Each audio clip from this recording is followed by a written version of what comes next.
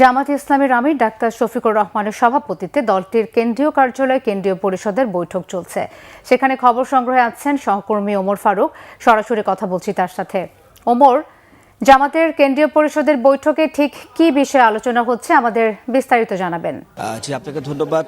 বেলা 4:30টার পরেই আসলে জামাতের যে কেন্দ্রীয় অফিস, সেখানে জামাতের আমির ডাক্তার শফিকুর রহমানের সভাপতিত্বে কেন্দ্রীয় নির্বাহী পরিষদের যে বৈঠক সেটি কিন্তু শুরু হয়েছে। আমরা দেখেছি জামাতের যারা শীর্ষ নেতা রয়েছেন, জামাতের নায়েবে আমির, সেক্রেটারি, সহকারী সেক্রেটারি সহ যারা আছেন, তারা কিন্তু কেন্দ্রীয় এই বৈঠকে উপস্থিত রয়েছে। এবং এর পাশাপাশি তাদের ছাত্র সংগঠন ইসলামী ছাত্র শিবিরের যারা কেন্দ্রীয় নেতৃবৃন্দ আছে, তাদের উপস্থিতিও কিন্তু আজকের এই কেন্দ্রীয় নির্বাহী বৈঠকে আমরা লক্ষ্য করেছি। এবং আমাদেরকে কিছুক্ষণ আগে সহকারী সেক্রেটারি এহসান মাহমুদ জুবায়ের আমাদেরকে জানিয়েছিলেন যে মূলত আজকে যে নির্বাচন পরবর্তী সময় তাদের যে নির্বাহী বৈঠক, সেই বৈঠকে মূলত নির্বাচন পর্যালোচনা এবং নির্বাচনে তাদের সুনির্দিষ্ট কিছু বিষয় নিয়ে আসলে তাদের যে নির্বাহী বৈঠক, সেখানে তারা আলোচনা করছেন। এবং পরবর্তীতে আসলে তাদের পদক্ষেপ কী হবে, তাদের কার্যক্রম কী হবে, সেই বিষয়গুলো নিয়েই কিন্তু আজকে যে নির্বাহী বৈঠক, সেখানে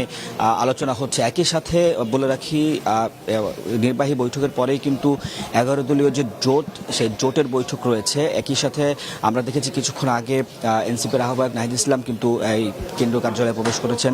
এবং কিছুক্ষণের মধ্যে মামুনুল হক, তারও কিন্তু এখানে আসার কথা রয়েছে। এবং মামুনুল হকের পক্ষ থেকে এখানে একটি ব্রিফিংয়ের কথা রয়েছে।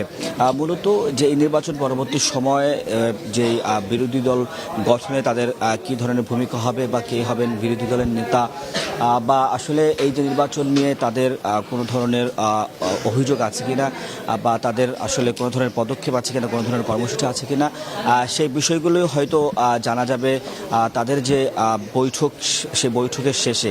তবে এখনো পর্যন্ত তাদের এই বৈঠককে ঘিরে আমাদেরকে সুনির্দিষ্ট কোনো তথ্য আমাদেরকে জানায়নি।